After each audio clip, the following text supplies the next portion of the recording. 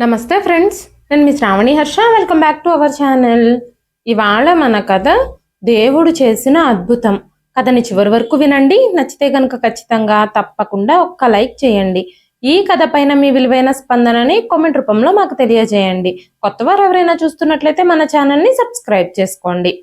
సునీత, అజయ్ కాలేజీలో ఇద్దరూ కలిసి చదువుకునేటప్పుడు ఒకరికొకరు మంచి స్నేహితులయ్యారు.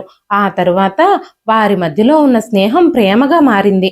సమయం ఎలా గడిచిపోతుందో వాళ్ళకే తెలియలేదు. జీవితం గురించి ఇద్దరూ చాలా కలలు కనడం మొదలుపెట్టారు. అజయ్ ఎప్పుడూ సునీతతో తమ భవిష్యత్తు గురించి మాట్లాడుతూ ఉండేవాడు. తమ ప్రేమ విషయాన్ని అజయ్ తన ఇంట్లో చెప్పి తన కుటుంబ సభ్యులందరినీ ఒప్పించడానికి ప్రయత్నించాడు. ఇంట్లో వాళ్ళందరూ ఆల్మోస్ట్ ఒప్పుకున్నారు. కానీ అజయ్ తల్లికి మాత్రం అజయ్ సునీతని పెళ్లి చేసుకోవడం అస్సలు ఇష్టం లేదు. కానీ అజయ్ సంతోషం కోసం తను కోరుకున్న అమ్మాయినిచ్చి పెళ్లి చేయడానికి అజయ్ తల్లి సుమలత గారు బలవంతంగా సునీతతో పెళ్లికి ఒప్పుకున్నారు. సునీత అజయ్ని పెళ్లి చేసుకొని ఆ ఇంట్లో అడుగు పెట్టినప్పుడు తన జీవితం పరిపూర్ణమైనట్టు, తన జీవితాశయం నెరవేరినట్టు తనకు అనిపించింది. ఆ ఇంట్లో తనకి చాలా సంతోషం, ఇంకా గౌరవం ఇచ్చేవారందరూ. కుటుంబ సభ్యులందరూ సునీతని చాలా ప్రేమించేవారు. కానీ సుమలత గారు మాత్రం సునీత మీద ప్రేమను చూపించేవారు కాదు. ఆవిడ సునీతతో అస్సలు మాట్లాడకుండా మౌనంగా ఉండేవారు. అజయ్ ఎప్పుడూ సునీతని జాగ్రత్తగా చూసుకునేవాడు. ఏం కావాలన్నా ఎప్పటికప్పుడు అడిగి తెలుసుకుని మరీ తీసుకొచ్చి ఇచ్చేవాడు.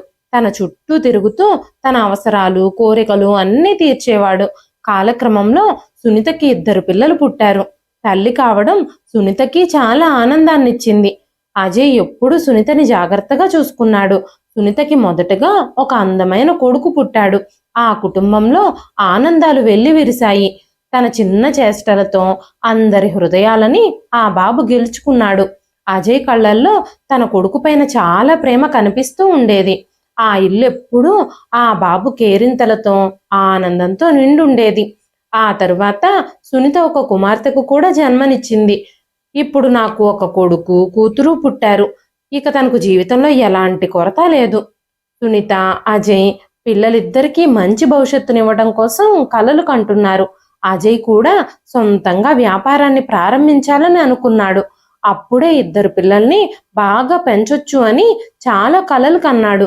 తన పిల్లలకి ప్రపంచంలోని అన్ని ఆనందాలని ఇవ్వాలని అజయ్ కోరుకున్నాడు. కానీ వ్యాపారం మొదలు పెట్టడం కుదరలేదు. ఆ తర్వాత అజయ్కి కెనడాలో ఉద్యోగం దొరికింది. ఉద్యోగం కోసం అజయ్ కెనడాకి బయలుదేరాడు. సునీత చాలా విచారించింది. భర్తకి దూరంగా ఉండాలి అన్న ఆలోచన సునీతని చాలా బాధ పెట్టింది. కానీ అజయ్ కెనడాకు వెళ్ళి డబ్బు సంపాదించడం మొదలు పెడితే ప్రతి కష్టము తీరిపోతుందని, కొన్ని రోజులు ఓపిక పట్టమని భార్యని ఓదార్చాడు. ప్రతి పరిస్థితుల్లోనూ నా హృదయం ఎప్పుడూ నీ హృదయంతోనే కలిసి ఉంటుంది అని వాగ్దానం కూడా చేశాడు. 2 పిల్లల్ని చూసుకుంటూ భర్త తిరిగొచ్చే వరకు సంతోషంగా వేచి చూడాలని సునీత కూడా నిర్ణయించుకుంది. కానీ సునీత తలరాతలో ఇంకేదో రాసుంది. అజయ్ కెనడాకు వెళ్ళిన తర్వాత వాళ్ళ జీవితం ప్రారంభమయ్యింది. అజయ్ రోజు సునీతతో ఫోన్లో చాలాసేపు మాట్లాడేవాడు. కొన్ని నెలలకు ఒకసారి పిల్లల కోసం కెనడా నుంచి బహుమతులు పంపించేవాడు. 5-6 నెలలకు ఒకసారి పార్సిల్ వచ్చినప్పుడు వాళ్ళు చాలా సంతోషించేవారు. కొన్నిసార్లు పిల్లలకి బొమ్మలు, కొన్నిసార్లు బట్టలు, కొన్నిసార్లు సునీత కోసం చీరలు, నగలు, ఇంకా మేకప్ సామాన్లు ఇలాంటివన్నీ పంపిస్తూ ఉండేవాడు. అజయ్ త్వరలోనే సునీతని, పిల్లల్ని కూడా కెనడా తీసుకువెళ్ళిపోవాలని ప్లాన్ కూడా చేస్తూ ఉన్నాడు. అందరం కలిసి కెనడాలో సెటిల్ అవుదాం అని చెప్పి సునీతతో అజయ్ చెప్పినప్పుడు సునీత చాలా సంతోషించింది. అజయ్ అక్కడ కెనడాలో సొంతిల్లు కూడా కొంటానని చెప్పాడు. ఆ రోజు పిల్లలిద్దరికీ భోజనం తినిపించి సునీత పడుకోబెట్టిన తర్వాత అజయ్ ఇంకా ఫోన్ చేయలేదేమిటో అనుకుంటూ సునీత ఫోన్ అందుకుంది. అప్పుడే ఫోన్ రింగ్ అవ్వడం ప్రారంభించింది. సునీత గుండె సంతోషంతో కొట్టుకుంది. అజయ్ ఏదో శుభవార్త చెప్పడానికే నాకు కాల్ చేసి ఉంటాడు అని అనుకుంటూ ఫోన్ లిఫ్ట్ చేసింది సునీత. అవతల వైపు ఎవరో తెలియని వ్యక్తి మాట్లాడుతున్నాడు.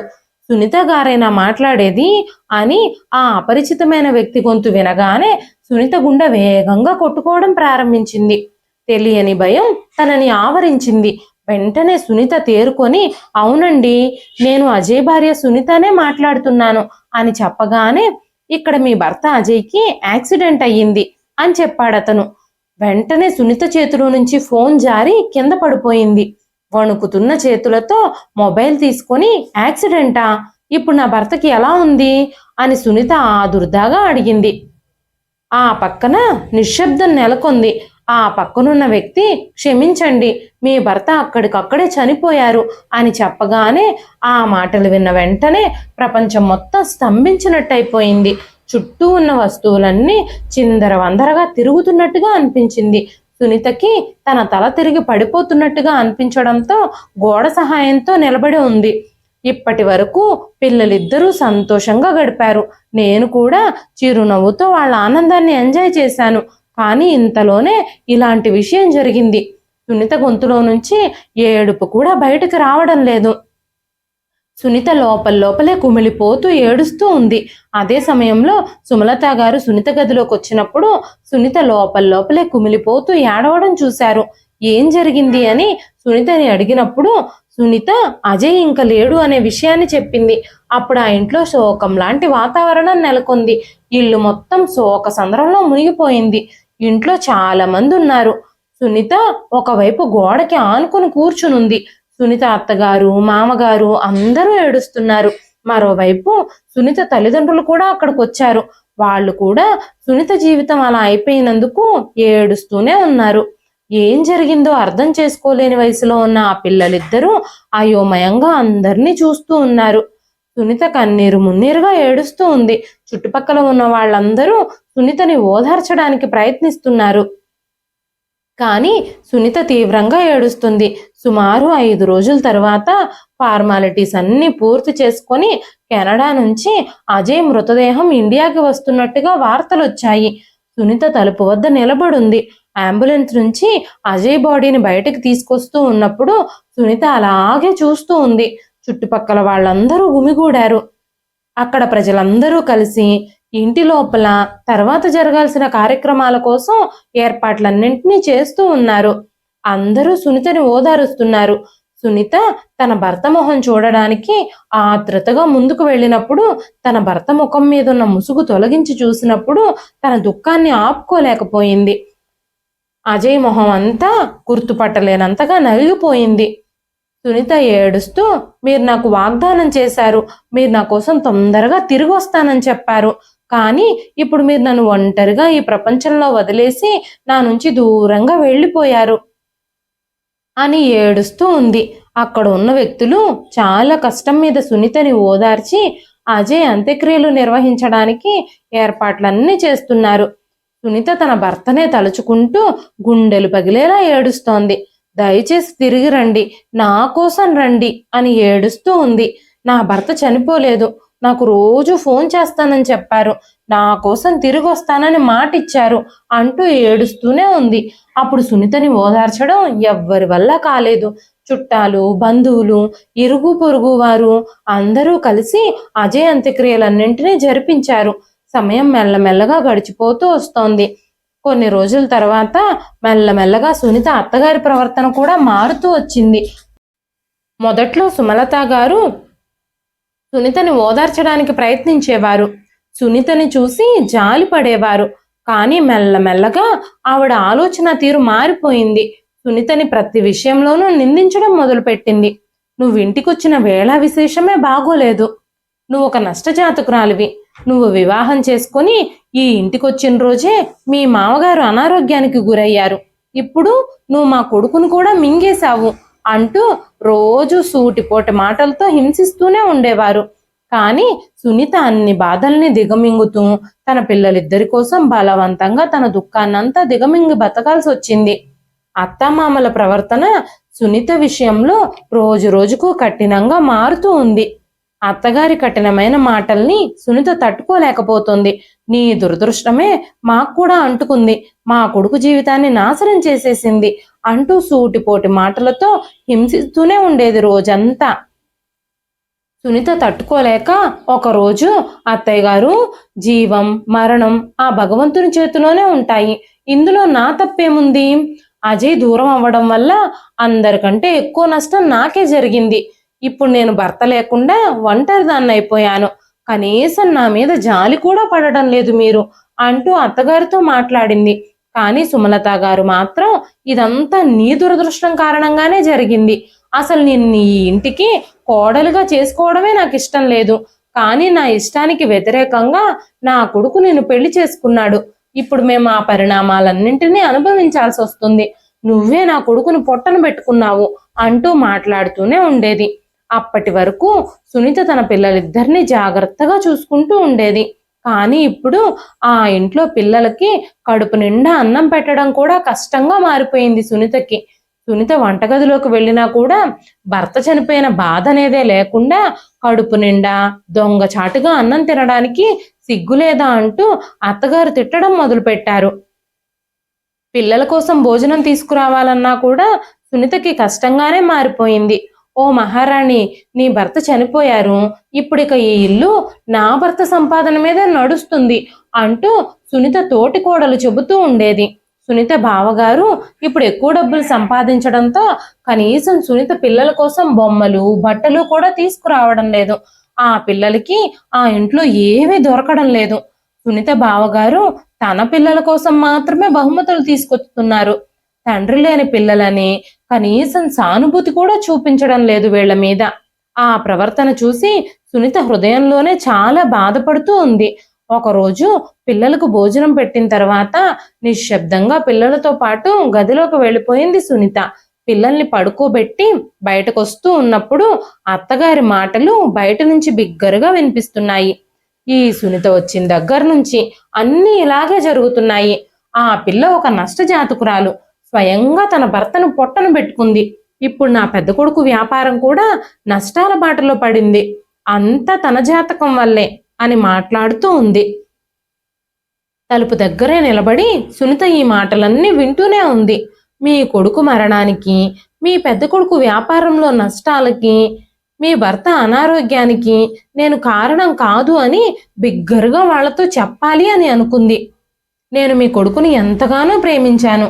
ఆయనని కోల్పోయి చాలా దుఃఖంలో ఉన్నాను. కానీ మీ అబ్బాయి లేడనే కారణంతో మీరు ఇంత బలమైన నిందలు నా మీద వేస్తున్నారు అని అత్తగారితో మాట్లాడాలి అని అనుకుంది. కానీ ఒక్కసారిగా సునీత నిశ్శబ్దంగా మారిపోయింది. తన ఇద్దరు పిల్లల్ని చూసినప్పుడు తను ఓపిక పట్టాల్సి వచ్చింది. సునీతకి బాగా అర్థమైపోయింది ఇప్పుడు ఆ ఇంట్లో తన ఉనికిని కూడా సహించలేకపోతున్నారని. కానీ ఒకరోజు సునీత అత్తగారు తన పరిమితులన్నీ దాటేసింది. సుమలత గారు సునీత దగ్గరకొచ్చి, ఇక నీ బట్టలు సామాన్లు అన్నీ సర్దుకొని నీ పిల్లలిద్దరిని తీసుకొని ఈ ఇంట్లో నుంచి బయటకు నడువు అని చెప్పగానే సునీత, అత్తయ్య గారు ఏం మాట్లాడుతున్నారు మీరు, అసలు నేనేం చేశాను అని అడుగుతూ ఉండగానే ఈ చుట్టుపక్కల ప్రజలందరూ నీ దురదృష్టం గురించే చెప్పుకుంటున్నారు. నీ దురదృష్టం వల్లే మాకన్నీ నష్టాలే జరుగుతున్నాయి. నువ్వు నా ఇంట్లో ఉండడం వల్ల నీ దురదృష్టాన్ని అందరికీ అంటిస్తున్నావు. నువ్వు రాకముందు మేము ఈ ఇంట్లో ఎప్పుడూ ఆనందంతో సంతోషంతో జీవించాము. ఈ ఇల్లు నాశనం అయిపోవడానికి నువ్వే కారణం. ఇప్పటిక ఈ ఇంట్లో నేను నిన్ను ఉండనివ్వను అని మాట్లాడుతూ ఉండగానే సునీత కళ్ళు మూసుకుని కన్నీళ్లు కారుస్తూనే ఉంది. అంతలోనే పిల్లలిద్దరూ ఏడుస్తూ సునీత దగ్గరకొచ్చి తనని కౌగిలించుకున్నారు. అమ్మా, నానమ్మ మనల్ని ఇంట్లో నుంచి వెళ్ళిపోమని చెప్తుంది, మనం ఇప్పుడు ఎక్కడికి వెళ్ళాలి అని అడుగుతూ ఉండగానే ఆ మాటలు సునీత హృదయాన్ని బలోపేతం చేశాయి. వెంటనే సునీత తన కొడుకుతో, నువ్వేమీ బాధపడొద్దు బాబు, మనం ఏ చోటుకు వెళ్లాలో మన విధే నిర్ణయిస్తుంది. ఇక మీదట ఇన్ని అవమానాలు భరిస్తూ మనం ఇక్కడ నివసించొద్దు అని చెప్పింది. కొన్ని రోజుల క్రితమే సునీత వంటగదిలో పాత్రలు కడుగుతూ ఉన్నప్పుడు సుమలత గారు వంటగదిలోకి వెళ్ళి, నీ వస్తువులన్నీ సర్దుకో, వీలైనంత త్వరగా ఈ ఇంటిని వదిలేయి, ఇకపై ఈ ఇంట్లో నీకు స్థానం లేదు అని చెప్పినప్పుడు సునీత చేతులు ముడుచుకొని, అత్తయ్య గారు నేను ఎక్కడికి వెళతాను, నాకు చిన్న చిన్న పిల్లలున్నారు, వాళ్ళిద్దరూ మీ కొడుకుకు పుట్టిన వాళ్ళు, మీరు వాళ్ళని కూడా దూరం చేసుకోవాలని అనుకుంటున్నారా? నా భర్త చనిపోగానే మీరు నన్ను నా పిల్లల్ని రోడ్డు పాలు చేస్తే నా భర్త ఆత్మ శాంతిస్తుందా? ఇంతకు ముందు వరకు నా భర్త పంపించే డబ్బులతోనే ఈ ఇల్లంతా నడిచింది. ఇప్పుడు బావగారు ఈ ఇల్లు నడిపించాలి అంటే ఆయనకు ఖర్చులు ఎక్కువైపోయినట్టుగా కనిపిస్తున్నాయి. దానికి నేను బాధ్యురాల్ని కాదు కదా అని సునీత మాట్లాడుతూ ఉంది. సుమలత గారు సునీత మాటలు విని కాస్త శాంతించి మౌనంగా అక్కడి నుంచి వెళ్ళిపోయారు. కానీ ఈ రోజు అలా కాదు. సునీతని ఎలాగైనా సరే బయటకు పంపించాలని ఆ ఇంట్లో అందరూ కంకణం కట్టుకున్నారు. సునీత తన 2 పిల్లల్ని తీసుకొని ఆ ఇంటిని విడిచిపెడుతూ ఉన్నప్పుడు చుట్టుపక్కల ప్రజలందరూ ఆ దృశ్యాన్ని చూస్తూనే ఉన్నారు. కానీ సునీతకు సహాయం చేయడానికి మాత్రం ఎవ్వరూ రాలేదు. సునీత గౌరవం, తన కన్న కలలు అన్నింటినీ తన హృదయంలోనే పాతిపెట్టి ఇంటి తలుపు దగ్గరకు వచ్చింది. బయట కొంతమంది వృద్ధులున్నారు. ఒక వృద్ధురాలు సునీతతో, అమ్మా, ఈ ప్రపంచం చాలా పెద్దది. ఎక్కడో అక్కడ మీకు సహాయం చేసేవాళ్ళు ఉండుంటారు. నువ్వు ధైర్యం కోల్పోవద్దు. ఎవరైనా నిన్ను అర్థం చేసుకుని సహాయం చేస్తారేమో. ఆ భగవంతుడి దయ ఎల్లప్పుడూ నీతో పాటే ఉంటుంది అంటూ సునీతకి సహాయం చేయమని భగవంతుడిని వేడుకుంటూ ఉంది. సునీత కళ్ళల్లో కన్నీళ్లు తిరిగాయి. సునీత ఒక బ్యాగులో తన బట్టలు, తన పిల్లల బట్టలు పెట్టుకొని చాలా దూరం నడిచిన తర్వాత తను చాలా అలసిపోయింది. అప్పుడు సునీత ఒక బెంచ్ మీద కూర్చుంది. సునీత కూతురు సునీత భుజం మీద తలవాల్చి పడుకుంది. కొడుకు మాత్రం అలసిపోయిన కళ్ళతో పక్కనే కూర్చొని అటు ఇటు చూస్తూ ఉన్నాడు. ఆమె ఒక చెట్టు నీడలో కూర్చునుంది. కాస్త దూరం నుంచి తప్పుడు కళ్ళతో తనని చూస్తున్న కొంతమంది పురుషులు కనిపించారు. అప్పుడు సునీత తన పిల్లలిద్దరినీ తీసుకుని రోడ్డు దాటి అవతల పక్కకొచ్చింది. కన్నీళ్లు నిండిపోయిన కళ్ళతో సునీతకి కళ్ళు కూడా సరిగ్గా కనిపించడం లేదు. వాళ్ల ముందు ఒక వృద్ధ మహిళ నడవడం చూసింది. సునీత ఆవిడ వైపు ఆశగా చూసింది. సునీత ఆశగా ఆవిడ దగ్గరకు వచ్చినప్పుడు ఆ వృద్ధ మహిళ తన అత్తగారింటి వాళ్ళకి దూరపు బంధువు అని గ్రహించింది. ఆవిడ పిల్లల్ని చూసి చాలా బాధపడింది. అమ్మా సునీత, నేను నీకు సహాయం చేయలేనేమో, కానీ నీ గౌరవాన్ని కాపాడుకోవడానికి నువ్వు వెంటనే ఇక్కడి నుంచి వెళ్ళిపో. ఈ ఏరియా అస్సలు మంచిది కాదు అని చెప్పినప్పుడు తనతో అంత నెమ్మదిగా సౌమ్యంగా మాట్లాడుతున్న ఆవిడ్ని చూసి సునీత కృతజ్ఞతలు చెప్పింది. నువ్విక్కడి నుంచి వెళ్ళిపోకపోతే ప్రతి ఒక్కరూ నిన్ను నిందించే దృష్టితోనే చూస్తారు. నీకు ఏదో ఒక దారి తప్పకుండా దొరుకుతుంది. ఎవరో ఒకరు నీకు మద్దతు ఇస్తారు అని చెప్పినప్పుడు సునీత ఆశగా తన తల్లిదండ్రుల ఇంటికి వెళ్ళింది. నిజానికి సునీత తల్లిదండ్రులు ఇద్దరూ ఏమీ చేయలేని పరిస్థితి. ఆ ఇంటి పెత్తనం మొత్తం తన వదిన చేతుల్లోకే వెళ్ళిపోయింది. అది ఇప్పుడు తన అన్నయ్య ఇల్లు. అన్నయ్య, వదిన తనకి అండగా నిలబడతారన్న ఆశ సునీత మనసులోనూ ఉంది. సునీత ఆలోచనతోనే నడుస్తూ ఆ ఇంటి గేటు ముందుకు చేరుకుంది. తను లోపలికి వెళ్ళడం కోసం తలుపు తెరవమని సెక్యూరిటీ గార్డుతో చెప్పింది. అప్పుడు అతను తలుపు తెరవలేదు. మీకు రావడానికి అనుమతి లేదు మేడం అని చెప్పడం మొదలుపెట్టాడు. మీరు నా యజమాని నుంచి అనుమతి పొందవలసి ఉంటుంది. నేను వెళ్ళి సునీత గారు వచ్చారు అని చెప్తాను అని చెప్పి సెక్యూరిటీ గార్డ్ లోపలికి వెళ్ళాడు. ఆ తర్వాత బయటకొచ్చి, మేడం గారు మిమ్మల్ని లోపలికి రానివద్దు అని చెప్పారు అని చెప్పగానే సునీత కంగారుగా, నువ్వు మా వదినతో ఏం చెప్పావు? మీ ఆడపడుచు మిమ్మల్ని కలవడానికి వచ్చిందని చెప్పమని చెప్పి మళ్ళీ పంపించింది. కానీ అవతల వైపు నుంచి మళ్ళీ అదే సమాధానం వచ్చింది. సునీత తన వదిన నుంచి అలాంటి ప్రవర్తనని అస్సలు ఎక్స్పెక్ట్ చేయలేదు. పెళ్లికి ముందు సునీత తన వదినతో చాలా ఫ్రెండ్లీగా ఉండేది. ఈ రోజు సునీత వాళ్ళ వదిన సునీతని రోడ్డు మీద నిలబెట్టేసింది. ఆ ఇంటి తలుపులు సునీత కోసం మూసివేయబడ్డాయి. చాలాసేపు గేటు దగ్గరే కూర్చుంది. తన పిల్లల ఏడుపు చూసైనా ఎవరైనా తనకింత ఆశ్రయం కల్పించాలని ఆ భగవంతుణ్ణి ప్రార్థిస్తూనే ఉంది. నేను నా పిల్లలతో ఇలా రోడ్ల మీద తిరుగుతూ ఉండలేను అని తను ఏడుస్తూ ఉన్నప్పుడు సునీత వాళ్ళ వదిన గేటు దగ్గరకొచ్చి, సునీత, నువ్వింకా ఎక్కడే కూర్చున్నావు? నువ్వు తిరిగి వెళ్ళిపోయావు అని నేను అనుకున్నాను. ఇప్పటికైనా మించిపోయింది లేదు. నువ్వు వెంటనే ఇక్కడి నుంచి తిరిగి వెళ్ళిపో. లేకపోతే నీకు ఎలాంటి అవమానం జరుగుతుందో నాకే తెలియదు. ఇక నీ ఇష్టం. ఇప్పటికే మీ అమ్మా నాన్నలతో మేం వేగలేక చస్తున్నాము. ఇప్పుడు నువ్వు కూడా ఇక్కడికొచ్చి మా శాంతిని దోచుకోవద్దు. సెక్యూరిటీ, ఈమెను బయటకు పంపించమని చెప్పాను కదా, ఇంకా ఇక్కడే కూర్చోబెట్టుంచావేంటి? ఈవిడ బయటకు వెళ్ళకపోతే మేడ పట్టుకుని బయటకు గెంటు అంటూ సెక్యూరిటీతో చెప్పింది సునీత వాళ్ళ వదిన. వెంటనే సునీత కళ్ళల్లో కన్నీళ్ళొచ్చాయి. చాలా కష్టపడి తనని తాను నియంత్రించుకుంది. ఇలా దిష్టి బొమ్మలాగా గడపలో కూర్చునే కంటే ముష్టెత్తుకోవచ్చు కదా, 4 రూపాయలైనా వస్తాయి, నీ పిల్లల కడుపు కూడా నిండుతుంది అని చెప్పి ఒక్క దెబ్బతో తలుపు మూసేసి లోపలికి వెళ్ళిపోయింది. సునీత గట్టిగా ఏడుస్తూనే ఉంది. కానీ ఎవ్వరూ తనని పట్టించుకోవడం లేదు. పిల్లలిద్దరూ ఆకలితో ఉన్నారు. సునీత తన పిల్లలతో ఎప్పుడూ సహనంగా ఉండండి, కొత్త మార్గం ఖచ్చితంగా బయటకు వస్తుంది అని చెప్పిన మాటలు పదే పదే గుర్తుకొస్తున్నాయి. చాలాసేపు వరకు ఆ ఇంటి గేటు దగ్గరే కూర్చున్న సునీత తర్వాత తన పుట్టింటిని మొత్తాన్ని ఒక్కసారి పరిశీలించి కన్నీళ్లు పెట్టుకొని అక్కడి నుంచి రోడ్డు మీదకొచ్చింది. తను రోడ్డు మీదకొచ్చి ఎటు వెళ్లాలో తెలియక అటు ఇటు తిరుగుతూ ఉంది. సునీత రోడ్డు మీద వెళుతూ ఉన్నప్పుడు ఒక షాప్ ముందు కుర్చీలు, టేబుల్స్ ఉంచబడున్నాయి. వెంటనే సునీత, ఇక్కడే పిల్లలతో కాసేపు కూర్చుందాం, కాస్త నీడైనా దొరుకుతుంది అని చెప్పి అక్కడికి వెళ్ళి కూర్చోగానే వెంటనే ఆ షాప్ యజమాని, ఇక్కడి నుంచి వెళ్ళండి అమ్మా, మీరు ఇక్కడ కూర్చోకూడదు అని చెప్పడం మొదలుపెట్టాడు. వెంటనే సునీత, సార్ మీది చాలా పెద్ద షాపు, మీరు నా పిల్లల కోసం తినడానికి ఏమైనా ఇవ్వండి, వాళ్ళ ఆకలితో అలమటిస్తున్నారు అని అడిగినప్పుడు ఆ షాప్ యజమాని పిల్లలకి ఏమైనా పెట్టడానికి కూడా నిరాకరించాడు. ఇక్కడి నుంచి వెంటనే ఖాళీ చేయండి అని షాప్ యజమాని గట్టిగా కేకలు వేస్తూ అన్నాడు. అప్పుడు సునీత నెమ్మదిగా లేచి అక్కడి నుంచి ముందుకొచ్చింది.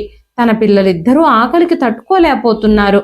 తనిప్పుడు ఎవరిని నమ్మాలి, ఎవరిని సహాయం అడగాలి అని ఆలోచిస్తూ ఉంది. కానీ ఎవ్వరి మీద తను ఆశ పెట్టుకోవాలని అనుకోవడం లేదు. సమయం మారినప్పుడు అన్నీ మారిపోతాయి అన్న సత్యం తనకి అర్థమవుతుంది. జీవితం తనకి పెద్ద పెద్ద పాఠాలనే నేర్పిస్తోంది. మారుతున్న పరిస్థితులను, వాస్తవికతని తను అర్థం చేసుకోవడానికి ప్రయత్నిస్తూ ఉంది. మెల్లమెల్లగా సూర్యుడు అస్తమిస్తూ ఉన్నాడు. రోడ్డు పక్కన ఒక బెంచ్ మీద సునీత పిల్లలతో సహా కూర్చునుంది. సునీత కొడుకు సునీత భుజం మీద తలవాల్చి పడుకునున్నాడు. కూతురు తన ఒడిలోనే పడుకునుంది. ఎంతసేపటికి వాళ్ళకి నిద్ర పట్టడం లేదు. ఆకలిగా ఉండడంతో వాళ్ళు కొట్టుకుంటూ ఉన్నారు. పక్కనే ఉన్న షాపులోంచి వస్తున్న సమోసాల వాసనకి పిల్లలిద్దరూ కళ్ళు తెరిచి చూశారు. పిల్లలిద్దరి కళ్ళల్లోనూ కొంత ఆశ కనపడింది. సునీత దగ్గర ఒక 50 రూపాయల డబ్బులున్నాయి. సునీత గబగబా అక్కడికి వెళ్ళి 20 రూపాయల సమోసాలు తీసుకుని వచ్చింది. ఆ పేపర్లో ఉన్న సమోసాలని చూడగానే సునీతకి చాలా సంతోషంగా అనిపించింది. ఈ పూటకి నేను ఎలాగైనా నా పిల్లల కడుపుని నింపబోతున్నాను అనుకుంటూ బెంచ్ మీదకొచ్చింది. పిల్లలు ఎంతో ఆకలితో ఉన్నారు అనుకుంటూ పిల్లల్ని లేపి, ఇవి మీకోసమే అని చెప్పి ఆ సమోసాల్ని పిల్లలు ఎదురుగా పెట్టింది. పిల్లలిద్దరూ ఆ సమోసాలతో కడుపు నింపుకున్నారు. ఈ పూటకి ఎలాగో గడిచిపోయింది. రేపటి నుంచి ఎలాగా, అసలు ఈ రాత్రి ఎలా గడుస్తుందో అన్న దిగులు మొదలైంది సునీతలో. చుట్టుపక్కల షాపులన్నీ మూసివేయడం ప్రారంభించారు. దుకాణదారులందరూ ఎవరెవరి ఇళ్లకు వాళ్ళు వెళ్లడం ప్రారంభించారు. కానీ సునీత తన పిల్లలిద్దరూ అక్కడే కూర్చునున్నారు. కాసేపటి తర్వాత ఒక పోలీస్ వ్యాన్ అక్కడ ఆగింది. ఒక పోలీస్ కానిస్టేబుల్ వాళ్ళ దగ్గరకు వచ్చి కొంచెం కఠినమైన మాటలతో, ఇక్కడి నుంచి లేచి వెళ్ళండి, ఇక్కడ కూర్చోవడానికి అనుమతి లేదు, ఇక్కడ పగలు మాత్రమే ఉండాలి, ఇంత రాత్రిపూట ఇక్కడ ఎవ్వరూ ఉండకూడదు అని గట్టిగా చెప్పడంతో సునీత తన 2 పిల్లల్ని తీసుకొని మళ్ళీ రోడ్డు మీద నడవడం ప్రారంభించింది. రోడ్డంతా నిర్జనంగా ఉంది. ప్రతి అడుగు భారంగా పడుతుంది. అప్పుడే కొంతమంది కార్మికులు ఒక మూలలో కూర్చొని కనిపించారు.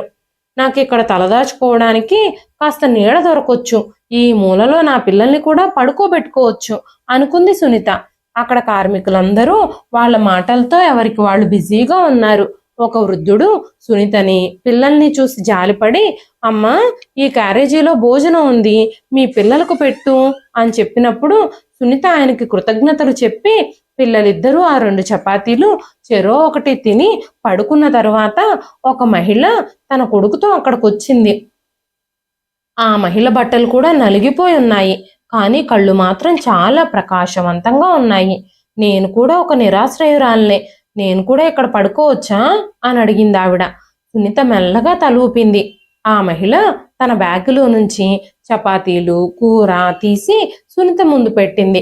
సునీతను కూడా తినమని చెప్పింది. సునీత వద్దని తిరస్కరించింది.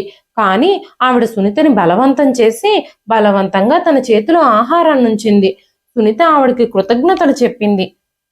ఒక వ్యక్తి తను ఆకలి అని అడగకుండానే తనకి ఆహారం పెట్టడం సునీతకి చాలా సంతోషాన్నిచ్చింది. ఆకలి ఒక మనిషిని ఎంత బాధ పెడుతుందో తను స్వయంగా తెలుసుకుంది. ఆ రాత్రంతా సునీత నిద్రపోలేదు. అప్పుడప్పుడు కుక్కలొచ్చి మరుగుతూ ఉన్నాయి. పిల్లలు కళ్ళు తెరిచి భయపడతారేమోనని తను మేల్కొని అలాగే కూర్చునుంది. కుక్కలొచ్చి మరుగుతూ ఉన్నప్పుడు వాటిని తోలుతూ ఉంది. ఆ కుక్కలు పిల్లల్ని కరుస్తాయేమోనని భయపడుతూ ఉంది. నా పిల్లలిద్దరి కడుపు నింపటానికి నేను ప్రజల ఇళ్లల్లో అంట్లు తోమడానికైనా అడుక్కోవడానికైనా సిద్ధంగా ఉన్నాను. ప్రతి తలుపు తట్టి వాళ్ళ కడుపుని ఎలాగైనా నింపుతాను, కానీ వాళ్ళని ఆకలితో అలమటించనివ్వను అని అనుకుంటూ సునీత రాత్రంతా మేల్కొనే కూర్చుంది. ఉదయం అవ్వగానే కూతురు జుట్టుకి రబ్బర్ బ్యాండ్ పెట్టి కొడుకుకి తన బ్యాగులో ఉన్న బట్టలు వేసి ఆపై పిల్లలిద్దరినీ తీసుకొని మార్కెట్ వైపు బయలుదేరింది. మార్కెట్లో చాలా మంది ఉన్నారు. ఎవరైనా తన పరిస్థితి చూసి దయ చూపిస్తారేమో, ఎవరైనా తనకేదైనా పనిస్తారేమో అని తన పిల్లల్ని కూడా అక్కడే కూర్చోబెట్టుకొని సంకోచిస్తూ చూడడం ప్రారంభించింది.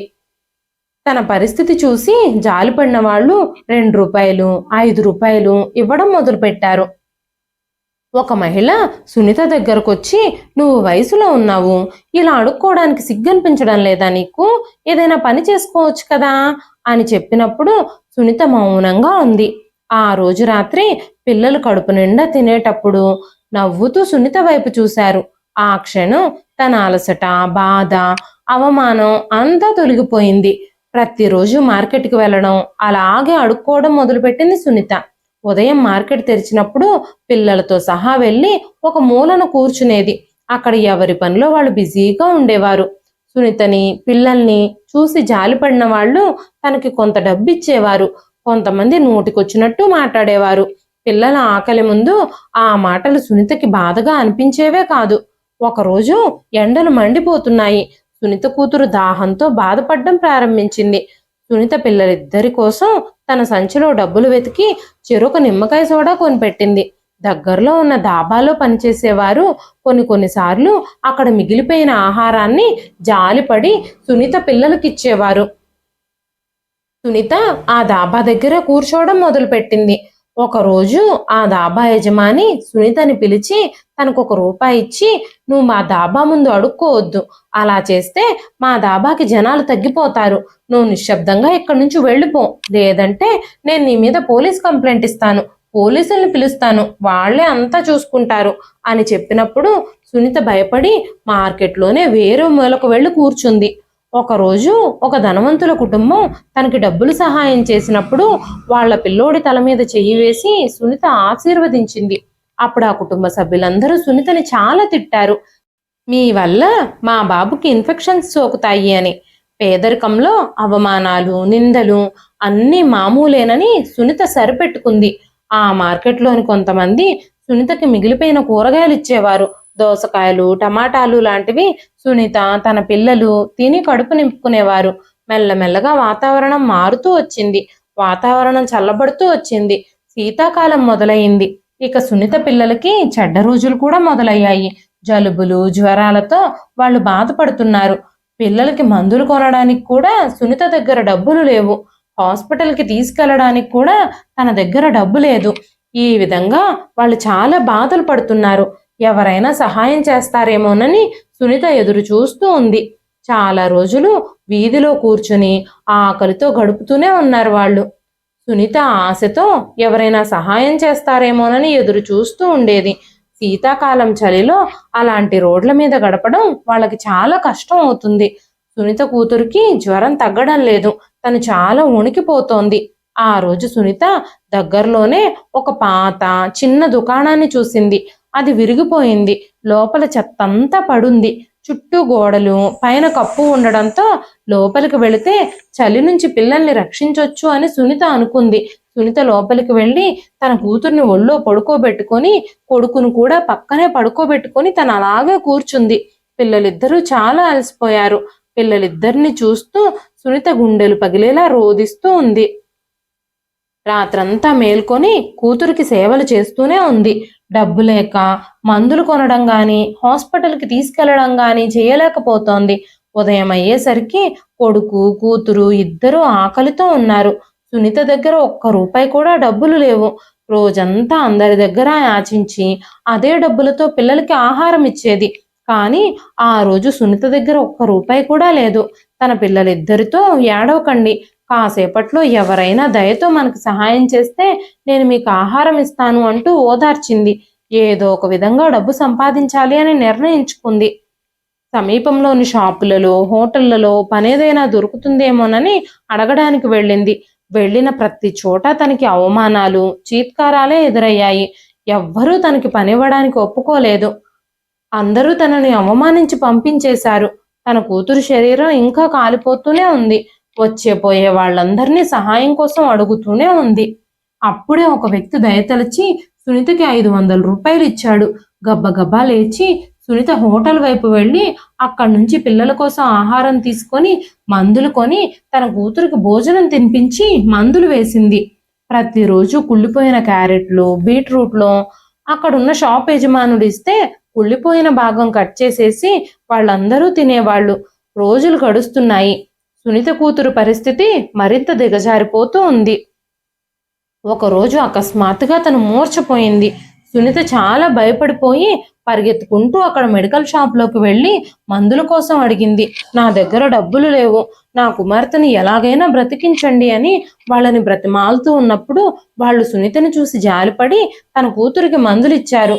తర్వాత రోజుకి తన ఆరోగ్యం కొంచెం మెరుగుపడింది. కానీ ఆ పాప చాలా బలహీనంగా ఉంది. ఒకరోజు సునీత మార్కెట్లో ఒక షాప్ ముందు కూర్చున్నప్పుడు అక్కడికి ఒక కారు వచ్చి ఆగింది. ఆ కారులోంచి దిగుతున్న వ్యక్తిని చూసినప్పుడు సునీత ఒక్కసారిగా షాక్ అయిపోయింది. అతను ఎవరో కాదు, అజయ్.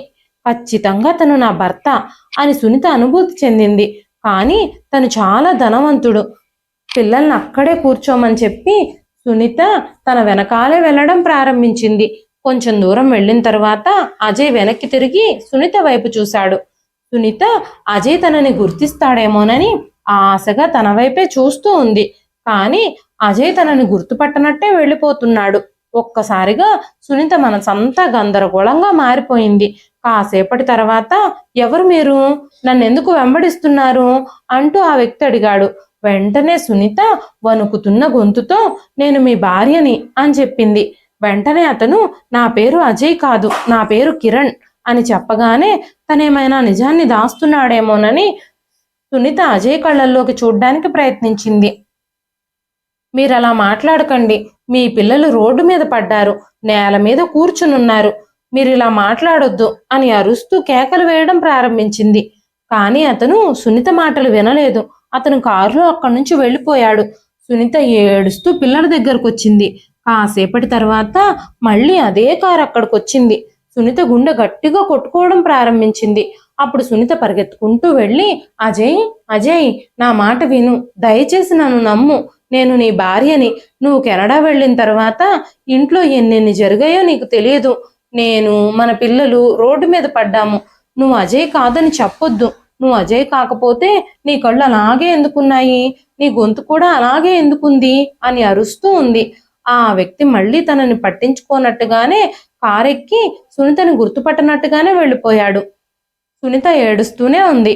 అతను నా భర్త కాకపోతే మరెవరు, నా భర్త అయితే నన్నెందుకు గుర్తించడం లేదు అని ఆలోచిస్తూనే ఉంది.